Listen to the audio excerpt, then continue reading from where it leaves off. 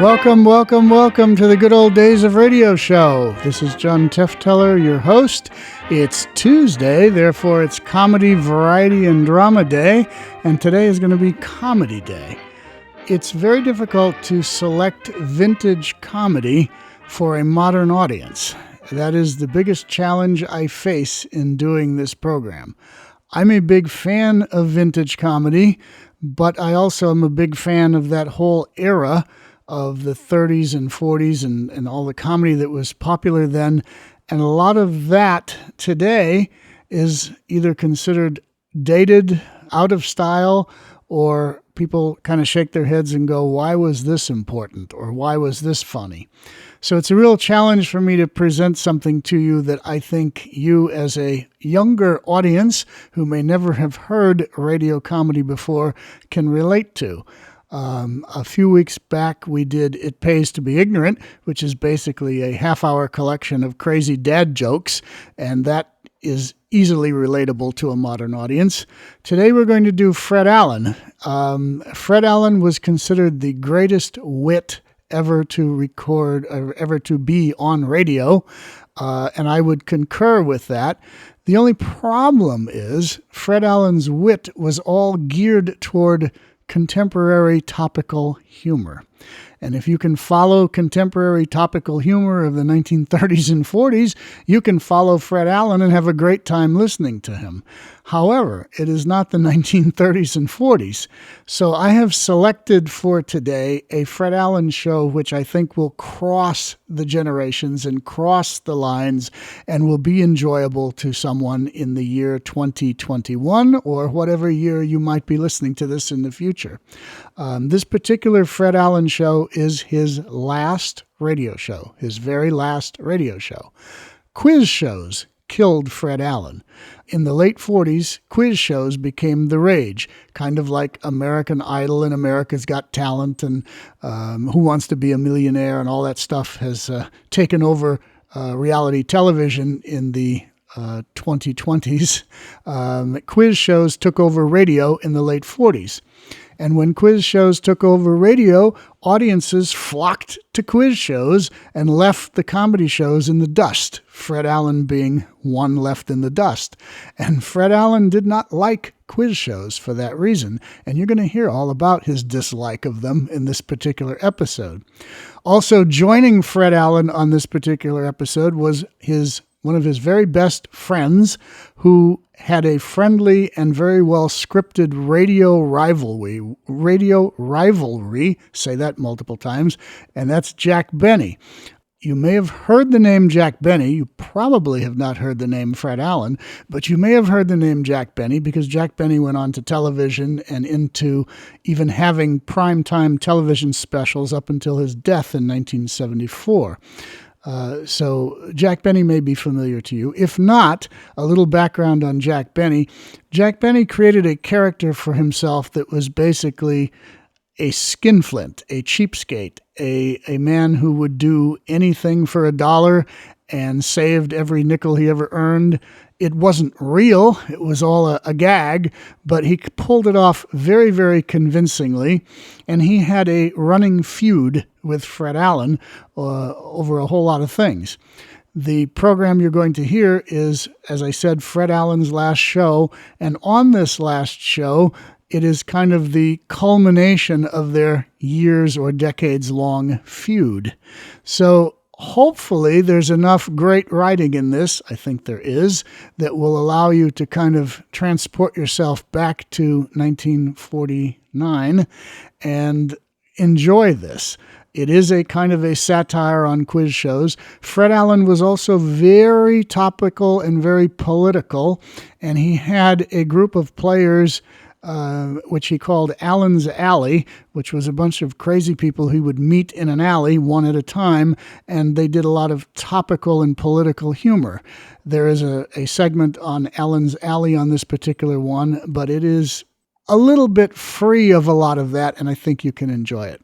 So with all that said, this is going to be a little different. If you've never heard anything like this before, this will be your first exposure. I hope you like it. I find Fred Allen to be very funny, very witty, as I do Jack Benny, and I think you'll like this. If you don't, well, you at least tried it.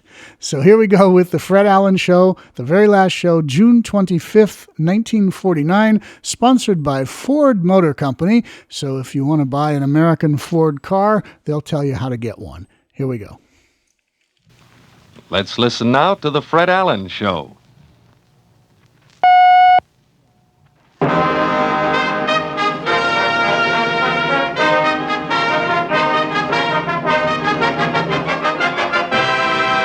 The Ford Dealers of America present the Fred Allen Show.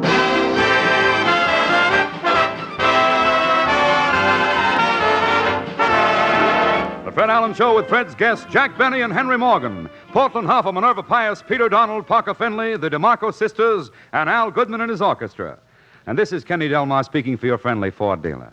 Now that summer is here, every single one of the more than 6,400 Ford dealers would like to get his hands on every car that's going around with unsafe brakes, tires, or lights, and give it a good going over. Your Ford dealer would like to get his hands on your car to put it in shape for safe family driving. So bring it in tomorrow, why don't you? His expert service will be a revelation. It saves so much time, trouble, and money. And your Ford will be a lot more fun to drive when Ford-trained mechanics using special Ford equipment have gone over it by factory-approved methods. Give your car a new lease on life. You'll be surprised how little it costs when you take your car to the man who knows Ford's best, your friendly Ford dealer.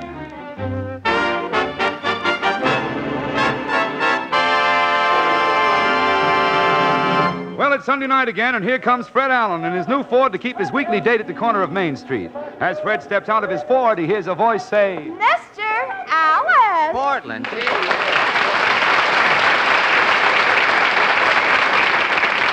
Well, Portland, have you been waiting long? Oh, I've been looking at the pictures outside the newsreel theater. Oh, really? What's new in the newsreels this week? The Gregory Pecks had another boy. Yeah? They have 3 boys now. 3 little pecks, eh? One more peck, and they'll have a bushel. Yeah?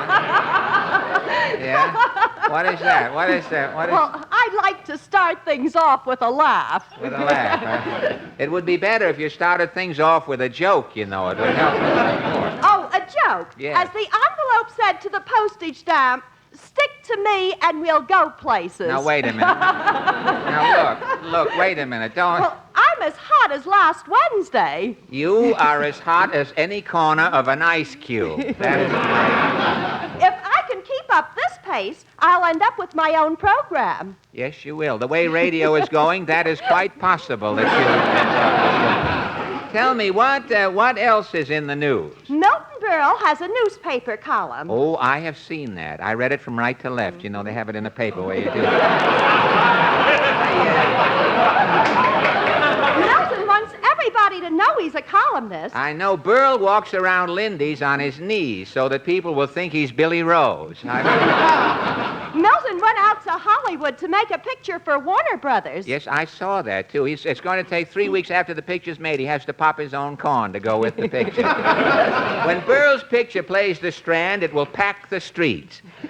Well, enough about Mr. Television. Burl is the only comedian I know who uses an air wick for a straight man. Say, I just happened to think. You told me to remind you about Jack Eigen. Oh, yes, Jack Eigen. Tonight will be the last time Jack Eigen's name will ever be mentioned on our program. Are you going to bid him farewell? Yes, Portland, I am. Let us bow our heads, sister, and face the Copacabana. As for the last time we mention his name, Jack Eigen.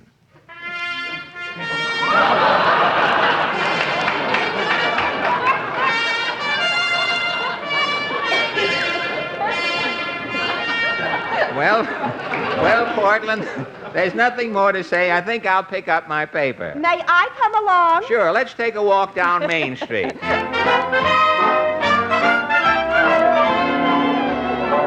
What does the paper say? Say, here's an ad for that radio program I'm going to be on tomorrow night. Oh, DuPont's Cavalcade of America. The Life of Sue Chan. He owns the House of Chan, and I'm going to interview him on the program. It'll be very interesting, my dialect and his blending that way. It'll come out. Say, here's an item. Look at this. As the first day of summer arrived this past week, millions of Americans started planning their vacations. Do you think most people really plan their vacations? Who knows? Let's ask some people as we're walking down Main Street. This man coming along with the live frogs on his smoking jacket. Pardon me, sir. Claghorn's the name, Senator Claghorn, that is. Well, Senator? If you're telling fortunes, move along, son. You don't look like no gypsy to me. But, Now, don't hold me up, son. I'm busier than a man with St. Vitus dance trying to put on his long underwear. You're busy? Yeah, I'm heading a committee in Washington to track down them 5%ers. Oh, the 5%ers. Have you trapped any of those 5%ers, Senator? Well, I got my eye on one little wassop. Yeah? He's got a second-hand hearing device. He's still pretty deep. And he's a 5%er? Yeah, the Navy ordered 200 boats. 200 boats. This little deep scissor bill thought to said goats. You mean the Navy ended up with 200 goats? With them goats loose in the Navy, son, today it ain't safe to be a rear admiral. Well, you sure have plenty of problems, Senator. Yeah, I'm keeping my eye on them red investigations. Say, do you think, confidentially, Senator, do you think communism is spreading, do you? It sure is, son. Them communists is heading for plenty of trouble. Trouble? Russia's taking over China. Where does the trouble come in? Them Russians are bringing borscht into China. Borscht? Son, when a Chinaman tries to lift that wet potato out of his borscht with chopsticks, there's going to be trouble. Tell me, Senator, do you think most people plan their vacations? Americans have been planning the same vacations for generations. Really? Everybody in America finally gets to Europe. Finally gets to Europe, eh? Every year, our civilians go over there for pleasure. Every year? And every 20 years, our army goes over there on business. So long, son. So long, Senator. See you around. Well, come on, Portland. Come away from that jewelry store window. I just learned something. Really? The diamond is the hardest mineral in the world. Well, why is the diamond the hardest mineral? It'll make an impression on a woman. Say, that's real good, isn't it? Look who's coming out of Howard Johnson's with the ice cream cone. Who? Titus Moody. Oh, hi, Mr. Moody. Howdy, Bob. Mr. Moody?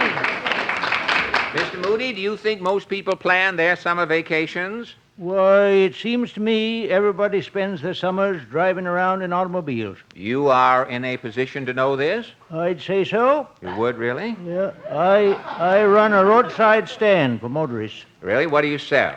My sign says, genuine farm eggs, strictly fresh. Well, how many chickens do you have? I don't have none. Well, with no chickens, how can you run an egg business? Every morning I buy a lot of eggs at the A&P supermarket. At the A&P? I set the eggs out on my roadside stand in nests. I see. Then I dress up as a rube. You dressed up as a rube, eh? Yeah.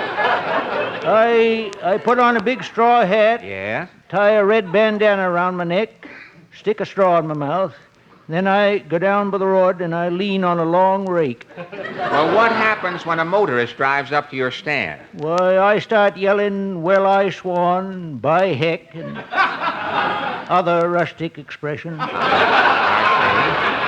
So, the motorist, he thinks he's dealing with a country jay, a pea picker. see. A pea picker, hey?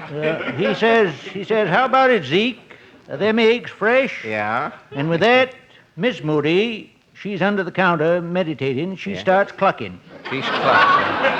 And the motorist buys the eggs? I ain't missed a sale in 20 years. Well, how many eggs do you sell? Well, I can only sell 60 eggs an hour. Well, why only 60 eggs an hour? There's one born every minute. So long, bud. So long.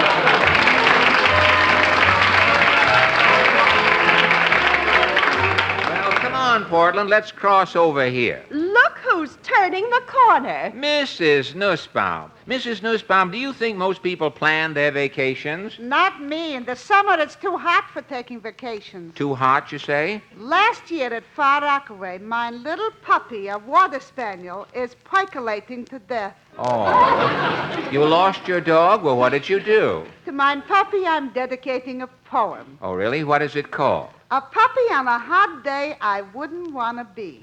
Yeah, it's a little doggerel, hey? Well, how does it go? A puppy on a hot day I wouldn't want to be. A puppy on a hot day could be someone else, not me. A herring on a hot day I would be, likewise a guppy. But one thing I would hate to be on a hot day is a puppy. A puppy on a hot day can wag his tail a minute. This will stir a breeze behind, but the puppy isn't in it. For a puppy, I feel sorry. On a hot day, he will pant. I can take my coat off, but a little puppy can't. Good night, Mrs. Nussbaum.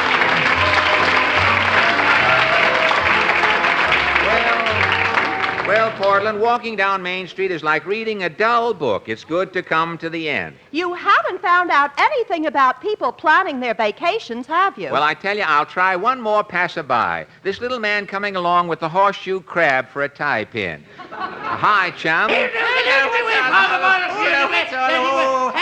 How do you do? Ajax Cassidy. Stand aside, me boy. I'm celebrating. You're celebrating what? Sure, the drought is over. The beer strike ended. Well, you look as though you've been making up for lost time. I think I drank too much beer. Really? Why? Every time I perspire, me perspiration has a head on it.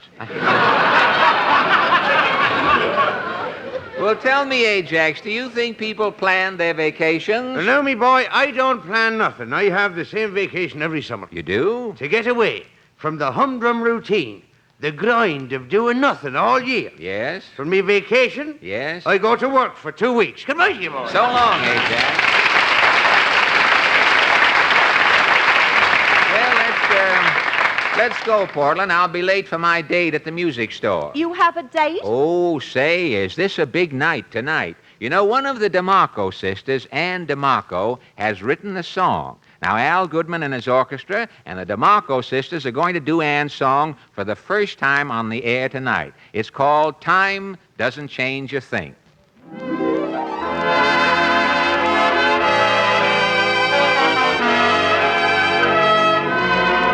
Since you have gone, I can't go on. No use in trying.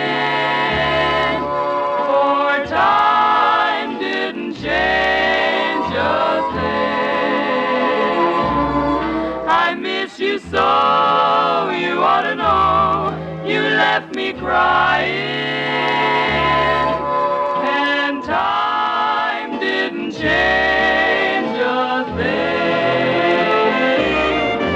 My friend said I'd forget you, but I don't know where to start. How can I get you off my mind when I can't get you out of my heart? Come back to me and you will see my love's undying. 'Cause time didn't change a thing. No, time didn't change a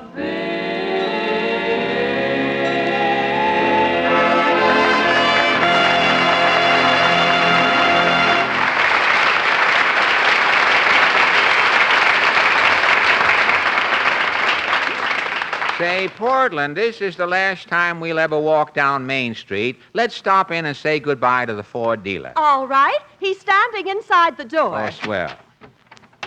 Well, Fred in Portland, this is a surprise. This is our last program. We want to say goodbye. Yes, Portland and I want to tell you and all the Ford dealers how wonderful it has been to work for you these past 2 years. Thank you, Fred. What are you in Portland going to do this summer? Well, part of the summer, we're going to drive around in our new Ford. Yes, we may sell some cars for you now while we're out on the road this summer. You don't have to sell Fords, Fred. No? The new Ford sells itself. The new Ford is the only car in its class with a V8 engine. The only one with 100 horsepower. Say, I've heard Kenny say that on the program. Kenny said the V8 is the type of engine used in America's costliest car. That's right. Yet a Ford with a V8 engine cost hundreds of dollars less than many other cars with six-cylinder engines. The Ford has more power for the weight the engine has to move than any other car on the road. And Kenny always talks about the new Ford feel. Yes, Fred, other features that contribute to the new Ford feel are the solid lifeguard body of heavy-gauge steel, the magic action brakes that are 35% easier to apply, and new springs, hydrocoil in the front, Paraflex in the rear. Oh, Mama says the new Ford is the fashion car of the year. That's true, Portland. The new Ford received the 1949 award from the New York Fashion Academy. Say, on the program, too, Kenny says the Ford is a big car. Yes, the new Ford has more hip room. And can Mama use that hip room? Yeah? It has more shoulder room than any other car in its field, and big picture windows all around. Oh, Mama likes big windows. She can see what everybody's doing. Mama's nosy. Say, well, this is almighty interesting, hearing about all the features of the new Ford, but Portland, I think we'd better leave. Well, why, Fred? You bought a new Ford, didn't you? Yes, but if you keep talking, I'll buy another one. Come on, Portland. Happy vacation, kid. Thanks. Goodbye.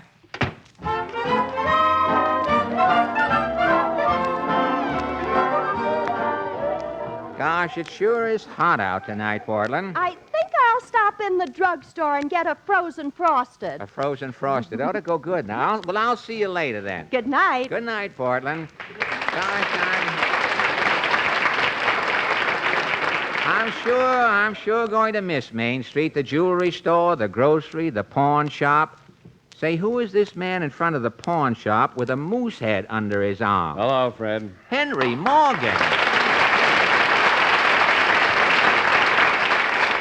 Henry, you in front of a pawn shop? Fred, when I'm working, I'm in front of the cigar store. Well, I know. When I'm not working, I'm in front of the pawn shop. I gotta hock this moose head. Hock, but Henry, you've been working all winter. I know I have, Fred, and I appreciate it. And Henry, I just read that you're going back on the air replacing Duffy's Tavern. Yeah, but that doesn't start until July 6th. But Henry, what did you do with all... You worked all winter. What did you do with all your money? Well, I got tired sitting around on the bare floor of the apartment, so I bought a rug and some furniture on the installment plan. I see. First week I was out of work. To make the payments on the furniture, I had to borrow $300 from a loan company. Uh-huh. Now I owe the loan company, so I have to pawn my moose head. Well, Henry, confidentially, that is a pretty mangy-looking moose head you have there. Fred, please, if it weren't for this moose head, I wouldn't be alive, out of work, and owing $300 today. You mean the moose saved your life? Yes, Fred, it did. Last winter, I went hunting up in Canada. Yeah? Got lost in the woods. For 12 days, I had nothing to eat. Gosh. I was sitting by the edge of a lake, watching myself slowly starve to death, when this moose peeked out from behind a tree. You saw the moose, did you? I did. I picked up my rifle. Yes? I was just about to pull the trigger when the moose looked at me with those big brown eyes. Yes? I didn't have the heart to shoot. I put down my rifle. The moose knew that even though you were starving, Henry Morgan, you had spared his life. Yes, and he was so grateful, that moose walked over to me and dropped dead.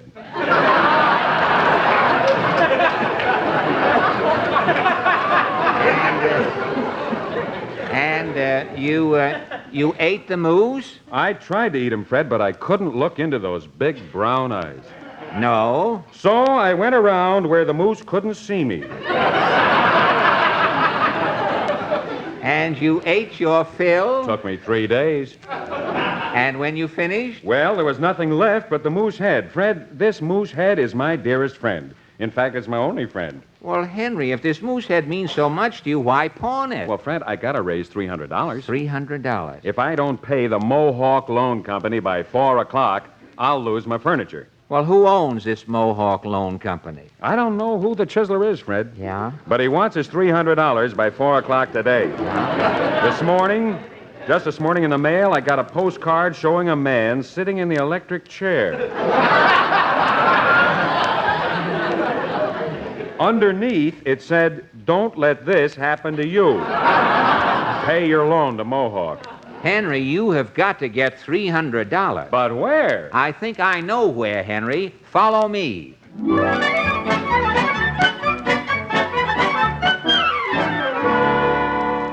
Well, Henry, here we are. This is the Chase National Bank. I'll see if this party is in. Say, guard, Yes, sir. we're looking for Mr. X. Is Mr. X expecting you? Yes, I'm a friend of Mr. X's. Go through that iron door and down the circular staircase. Thank you very much. Come on, Henry. Fred, who is Mr. X? Henry, his name is never mentioned. Yeah, but do you think he'll lend me the $300? Quiet, here's another guard. You looking for someone, gentlemen? Mr. X. Is Mr. X expecting you? Yes, I'm a friend of Mr. X's. Go down through this trap door and crawl through the tunnel. Thank you. Come on, Henry. Gee whiz, Fred, it's dark. Say, how much farther do we have to crawl? Henry, there's a flashlight. Halt. Who goes there? It's all right, guard. We have some business with Mr. X. Mr. X is in his personal vault, straight ahead. Thank you. Come on, Henry. Help me open this door.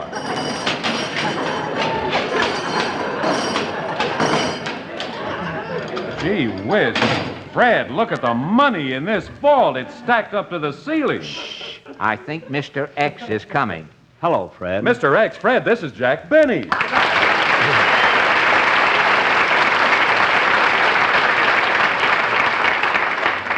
Well, Mr. X? You can call me Jack, Fred. I like to keep everything informal around the vault. Oh, well, thank you, Jack. I hope we're not interrupting. No, it's all right, Fred. A little rest will do me good. I've been counting steadily since 5 o'clock this morning. I've got a cramp in my tongue from wetting my finger.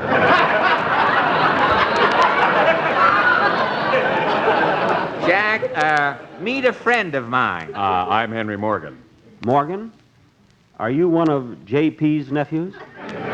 No, I'm not related to J.P. Morgan. You're not? No. Oh. Well, Fred, what's new?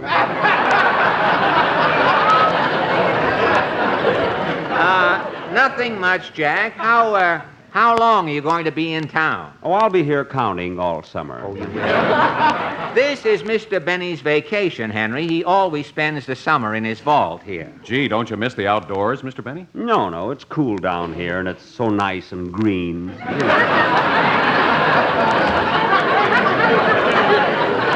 Say, you know something? I wouldn't mind spending a summer down here myself.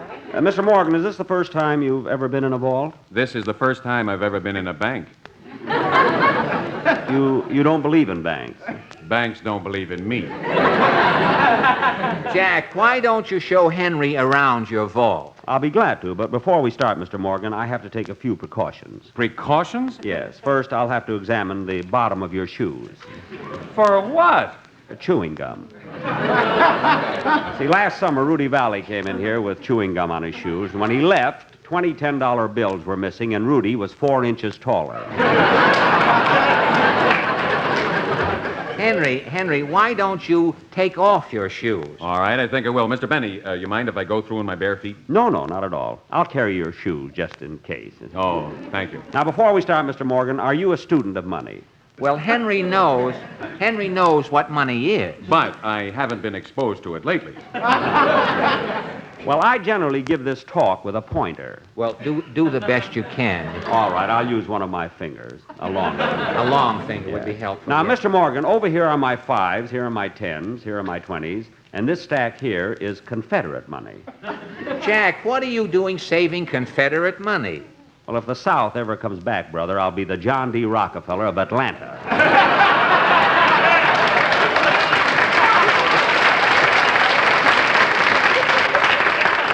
Tell me, Mr. Benny, what is this in the glass case? Oh, that is the first dollar I ever made. Well, it looks like a string of beads. It's wampum.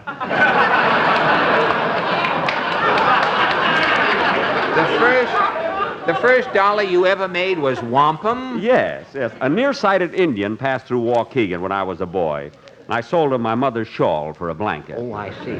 Jack, don't you ever think of anything else but money? If I ever do, I'll go right to a psychiatrist. Tell me, when did you first think of money, Mr. Benny? The day I was born, I was a bottle baby. I know, but a lot of babies were bottle babies. Well, I was the first baby that ever got a nickel back on the bottle.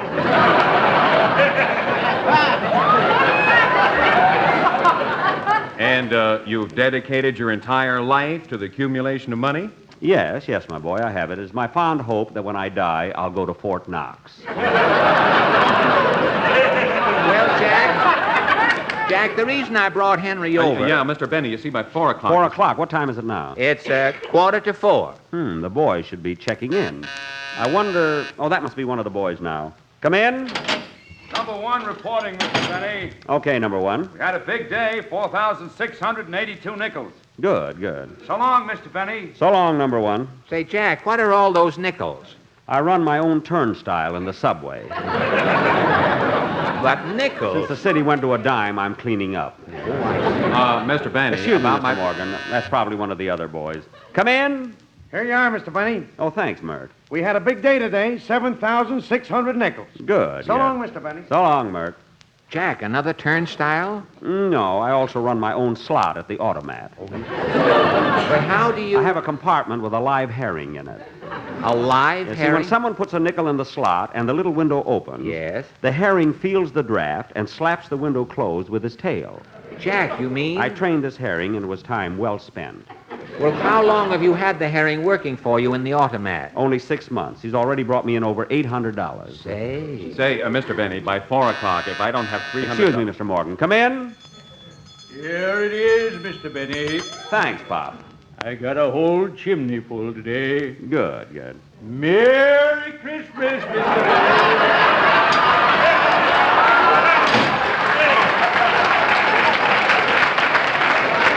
Merry Christmas, Pop. Say, Jack, what is that Santa Claus doing in here? Why, he works for me, Fred. A Santa Claus working in June? It's for people who do their Christmas shopping very early. Mr. Benny, the reason that I'm here, you see, Jack, look, Henry has to borrow $300 by 4 o'clock, or some shyster with a loan company will take his furniture and his moose head. Yes, Mr. Benny, see, we thought that maybe you would... $300. I'm a good risk, Mr. Benny. I've been working all winter. Yes. You worked all winter and you're broke? I'm flatter than something that's been stepped on. Mr. Morgan, this is rather a personal question, but what do you do with your money? I spend it. I see your problem already. How do you spend your money? Well, after a hard day's work, I generally go into a bar for a cocktail. Yes? I buy drinks for everybody, and then we go to dinner. We? After buying a few drinks, I suddenly acquire a crowd of friends. And you buy everybody's dinner? Well, if I bring guests in to eat, I have to pick up the check, don't I? I've heard of it being done.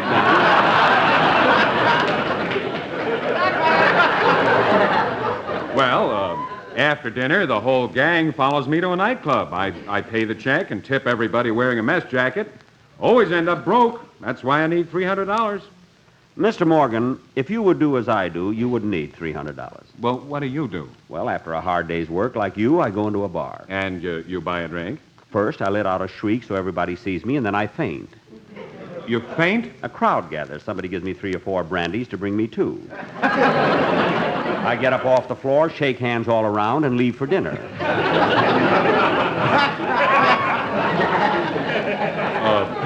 Do you eat alone, Mr. Benny? No, I usually find a group of friends at a table, and I sit with them. Who pays for the dinner? Well, all during the meal, I keep feeling my pat of butter. You keep feeling your butter? Yes. When it comes time to pay, I reach for the check. While my hand is slipping around, somebody else picks it up. Well, I'd like to know something. After dinner, do you go out to a nightclub? Always. I order champagne for everybody. Then just before the floor show finishes, I swallow 4 sleeping pills fast. 4 sleeping pills? Yes. I don't know how the party ends up or who pays the check. I just Wake up in bed the next day well rested.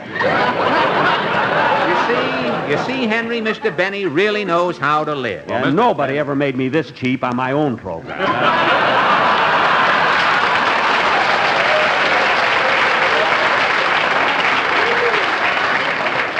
Well, Mr. Benny, I'll certainly follow your advice in the future.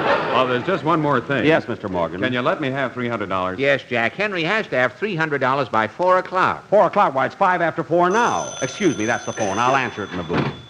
Fred, it's 5 after 4. I'm ruined. Now, Henry, don't go to pieces. Well, Fred, my furniture, my moose head, the Mohawk Loan Company will take everything. Henry, I'll go home with you. Maybe I can talk to the shyster who's president of that Mohawk Loan Company. Oh, I'm sorry, fellas. I have to leave. That phone call was urgent. Some business just came up. Well, let's go, Henry. Maybe I can give you fellas a lift. Which way are you going? Well, I'm going home. I live on East 61st Street. Really? I'm going to East 61st Street. I live at 331. Now, that's a coincidence. I'm going to 331. Then you must be coming to my house.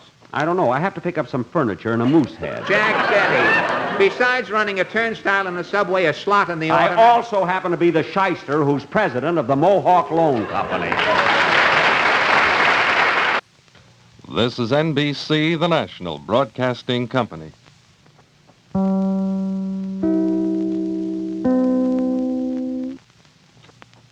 WNBC and WNBC-FM, New York.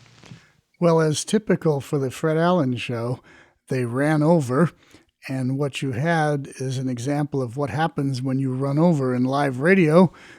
They just cut you off, and it happened to Fred Allen a lot because he tended to run over with ad-libs and drawing out the jokes and all the rest of it. You might have wondered what the beep was at the very beginning of the program. That was the network cue. And what would happen is it would... New York or wherever the program originated, when they got ready to do the show, when they hit the bottom of the hour or the top of the hour, they would send out a beep tone, and that would tell the studio where the program was about to be done that, hey, you're on, and at that point, cue the announcer and start the show. Also on this program as a guest was Henry Morgan. Henry Morgan is another one of the kind of acerbic wits of radio. He translated into television. Fred Allen did not. Fred Allen didn't like television at all. In fact, one of his famous quotes is, "They call television a medium because nothing is well done." He was not a fan of television at all, and between television and quiz shows, he was pretty much done in late 1949. He died in 1956.